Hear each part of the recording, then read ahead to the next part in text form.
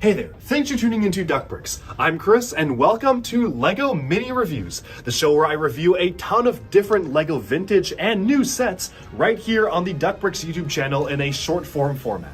So I have a ton of Bricklink orders to get through as well as just associated LEGO purchases, and I figured instead of making a mega video where I go through every single one that's hours long, why not break it up into separate mini reviews?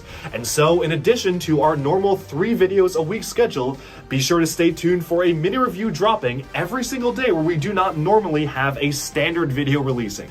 I hope you enjoy, and let's jump right into our first pick. We have the LEGO International Space Station. This was from a very weird era of LEGO. They were partnering with National Geographic, and obviously you can probably tell that this is not the most stable of builds.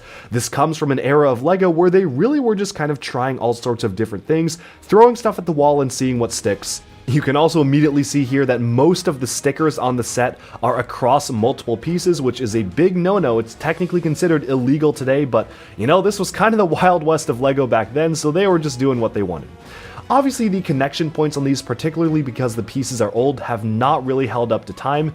These satellite pieces here really just do not stick on. It's kind of frustrating because obviously this is not the best building technique either. It doesn't really make sense to just have it be mounted on one clip each, but it's really hard to get these to stay up, especially if you want to put this on display. You kind of have to fiddle with it because these will just fall down unless you happen to get them at the right angle.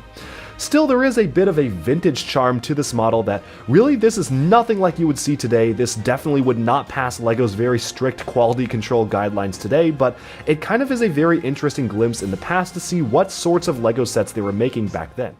Alright, and with that, we have summed up this mini LEGO review. Thank you all so much for tuning in, and do let me know down in the comments below what do you think of this set. Do you like it? Do you dislike it? And if you own it, what have been your experiences with building and playing with the set itself?